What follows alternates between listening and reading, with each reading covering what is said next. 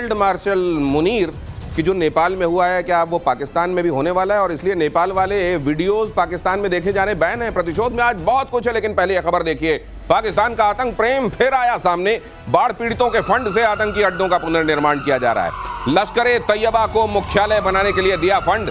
Operation सिंदूर में तबाह हुए थे टेरर वाले ये अड्डे। लश्कर तैयबा को, सिर्फ लश्कर तैयबा को नहीं, आप जानते हैं उधर जैशे मोहम्मद को पनपाने के लिए भी कोशिश की जा रही है। आतंक के इन दो बड़े संगठनों, इन दो बड़ी तंजीमों की कमर तोड़ दी गई थी ऑपरेशन सिंदूर के दौरान, और इनको फिर से बसाने के लिए पैसे दिए जा रहे हैं। वो तो पुरानी खबर हो गई। अब नई खबर यह है कि बाढ़ राहत के लिए जो पैसे आए हुए थे उनको भी इन आतंकवादी तंजीमों को दे दिया जा रहा है। आप सोचिए, वहां की बेचारी आवाम, वो आवाम जो सोचती है कि हमारे नुमाइंदे हैं, वो आवाम जो सोचती है कि हमारे फौजी हैं, हम इनके होते हुए बड़े महफूज हैं। सोचिए वो क्या कर रहे हैं। बाढ़ राहत के लिए आए हुए पैसों से आतंकवादियों को पनपाया जा रहा है। मेरे साथ कमोडोर बहल मेरे राइट हैंड साइड पर, मेरे साथ जनरल सिन्हा मेरे लेफ्ट हैंड साइड पर, और कैप्टन श्याम, और ये असल में हमारे साथ ट्रायड पूरा हो रहा है। मेरे साथ आर्मी, नेवी, एयरफोर्स, तीनों के ही ऑफिसर्स यहाँ मौजूद हैं। बहुत स्वागत है सर, जय हिंद। सबसे पहले तो मैं ये समझना चाहता हूँ सर, ये किस तरह की बेशर्मी और किस तरह की इंसानियत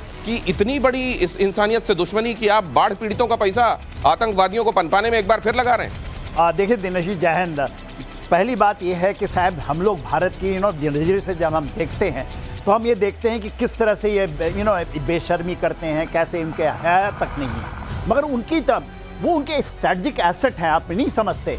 18 के 18 C-17 आता है नूर खान बेस में, उसमें भी तो बहुत सारा चीज़ बोला गया कि बाढ़ के लिए लेकर आए थे, और केवल नहीं फंडिंग, ये उनके एसेट्स हैं जिससे पूरी डीप स्टेट पाकिस्तान चलती है, उन पर डिपेंडेंट है। उनकी फौज नहीं करती, ये नहीं रहे तो फौज तो देखिए जो हालत उनकी है। तो हमें उनकी नज़रिए से यदि आप इसको देखते हैं, और बेशर्मी क्या बेहया जो भी आप कर लीजिए। सर, ये आप बहुत बड़ी बात कह रहे हैं कि असल में पाकिस्तान का एसेट एक ही है, टेररिज्म।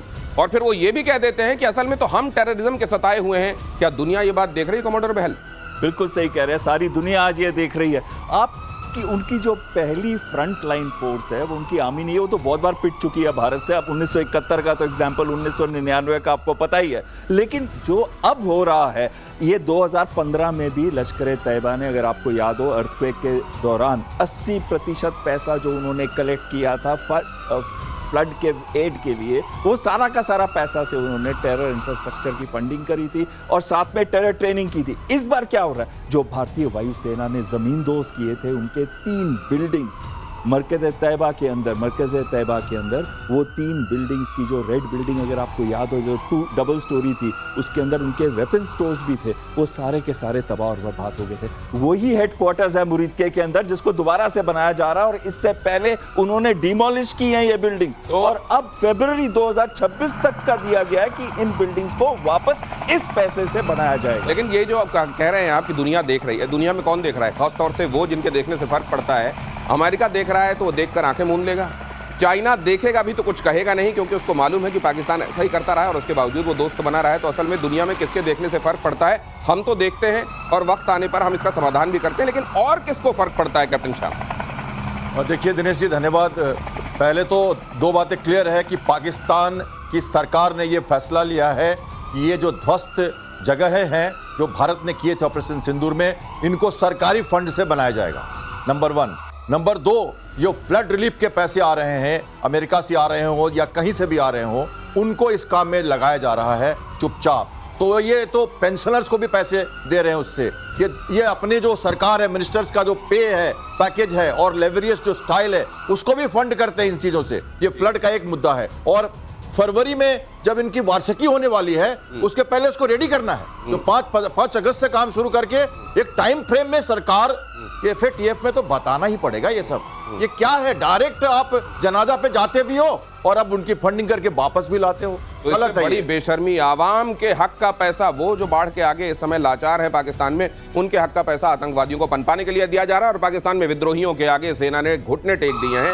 पाकिस्तान के अशांत प्रांत खैबर पख्तूनख्वा से खबर, तहरीक तालिबान पाकिस्तान ने बढ़ाई मुनीर की मुश्किलें। एक ही दिन में 19 पाकिस्तान सैनिकों को मार गिराया। एक दिन 19 पाकिस्तानी सैनिक। और ऐसा लगता है कि बलूचिस्तान में पाकिस्तान अपनी आर्मी का एक तरीके से कब्रगाह बनाना चाहता है। खास तौर से मुझे लगता है कि असीम मुनीर की स्कीम ऑफ थिंग्स में आर्मी के जो लोग नहीं आते होंगे उनकी पोस्टिंग या उनको वहां जरूर भेज दिया जाता होगा बलूचिस्तान की, जाओ और मर जाओ। क्योंकि जिस तरीके से वहां पर आप देखा होगा आपने भेजा जाता है आर्मी पार्टीज को, वहां पर ना तो उनके साथ रोड ओपनिंग पार्टी होती है, ना उनके कन्वॉय को सुरक्षा देने के लिए कुछ होता है। बलूचिस्तान में इस तरीके से पाकिस्तान के फौजियों का लगातार मारा जाना, ये क्या दिखाता है कमांडर बहल? देखिए, खैबर पख्तूनख्वा तो एक एरिया है ही जहां पे ये 300 से ऊपर अटैक हुए। बलूचिस्तान के अंदर पिछले साल 1000 के करीब मारे गए थे पाकिस्तानी सोल्जर्स, यानी कि एक पूरी बटालियन सफात चट। और इस बार 756 के करीब मारे गए हैं जुलाई के अंदर जुलाई तक।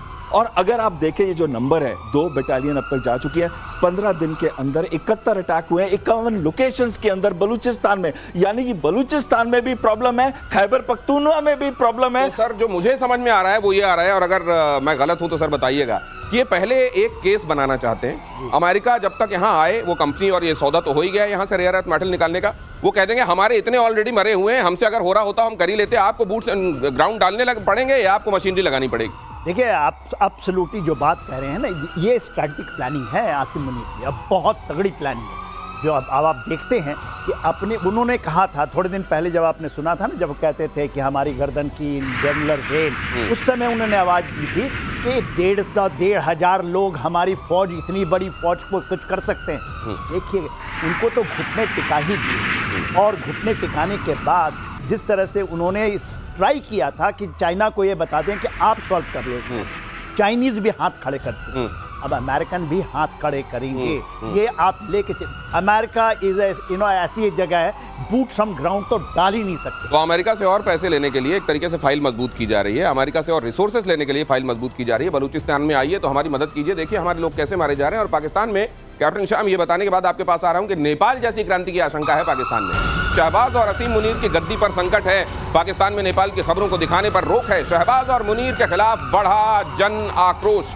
नेपाल में जो कुछ हुआ, और आपको मालूम है कि इस तरीके से जब भी कभी जन उभार होता है उसके बाद इसका एक पैटर्न सा देखने को मिलता है। उन तमाम जगहों पर जहां हुक्मरानों से परेशान लोग रह रहे होते हैं, वो सोचते हैं कि यही मौका है शायद, और हमको भी ऐसा करना चाहिए। और इस बात से बहुत ज्यादा घबराए हुए हैं असीम मुनीर और उनके प्यादे। उनको ये लग रहा है कि यहाँ भी ऐसा हो जाएगा क्या? नेपाल जैसा होता हुआ कुछ वहां दिखाई दे रहा है क्या आपको कैप्टन श्याम? और अगर ऐसा है तो अब हम बाढ़ के पैसे खाए जा रहे हैं, और किस बात का इंतजार है उनको? समुद्र की बात करूं तो ये बवाल के पहले का एक शांत समुद्र है। अभी आप जो देख रहे हैं, इतनी सारी घटनाएं जो है ना, क्रांति के पहले थोड़ी जो शांति रहती है ना, वो चल रहा है। इतनी सारी चीजें पाकिस्तान में एक साथ हो गई हैं। उनकी जो 125 अरब डॉलर का जो कर्ज, उसमें से 75% वो लुटा ही रहे वापस। उसके बाद ये अनएम्प्लॉयमेंट, इतनी सारी इन्फ्लेशन, खाना पीना नहीं मिल रहा, ऊपर से ये ऑपरेशन सिंदूर की मार, उसके बाद ये फ्लड, और चाइना का सिपेक 2, और अब अमेरिका का पॉलिटिकल जो मिलिट्री सेटअप, उसमें घुसने की कोशिश। तो ये सुलग रहा है पाकिस्तान धीरे धीरे, और ये पक्का उसी तरफ जा रहा है जहां श्रीलंका, बांग्लादेश, नेपाल और पाकिस्तान। तो ये हमारे लिए बहुत मुश्किल की बात है, और हमें पैनी नजर रखनी है इसके ऊपर, क्योंकि हम यहां बीच में हैं बड़े ब्रदर के रोल में। तो लेसन फॉर नेशन है कि इन घटनाओं के ऊपर पैनी नजर रखनी है, और हमें सुरक्षित अपने को रखते हुए लीवरेज रखना है, क्योंकि पाकिस्तान कभी भी डोल सकता है। उन्होंने बहुत सारे चीजों में एक साथ हाथ डाल दिया। मुझे ये समझ में नहीं आ रहा है कमोडोर बहल की ये असल में इमरान खान और उनके सपोर्टर्स के लिए बड़ा माकूल वक्त था, क्या वो इसको कैपिटलाइज नहीं कर पा रहे हैं? बिल्कुल नहीं कर पाए। अगस्त 5 को आपने सुना था, इतनी बड़ी वो क्रांति होने वाली थी, क्या हुआ? फुस हो गया ना। दिवाली का एक पटाखा जो ऊपर जाके एकदम फुस हो जाता, उस तरीके से वो क्यों नहीं सपोर्ट हो रहा? क्योंकि उनके सारे लीडर्स के ऊपर इतने केसेस बनाए गए, और 136 के करीब को तो 10 साल की सजा भी दे दी गई। और ये जो सजाएं दी गई हैं और एक कहर का माहौल बना दिया है, यही प्रॉब्लम आती है। जैसे नेपाल में जो हुआ, वहां तो यूथ अनरेस्ट, और यूथ ने जो जेन जी है उसने निकाल के फेंका ओली को बाहर। लेकिन यहाँ पे प्रॉब्लम थोड़ी कॉम्प्लेक्स है। यहाँ पे आर्मी कंट्रोल करते हैं, जो उनके पॉलिटिकल लीडर्स हैं वो तो कठपुतलियां हैं। इस वजह से ये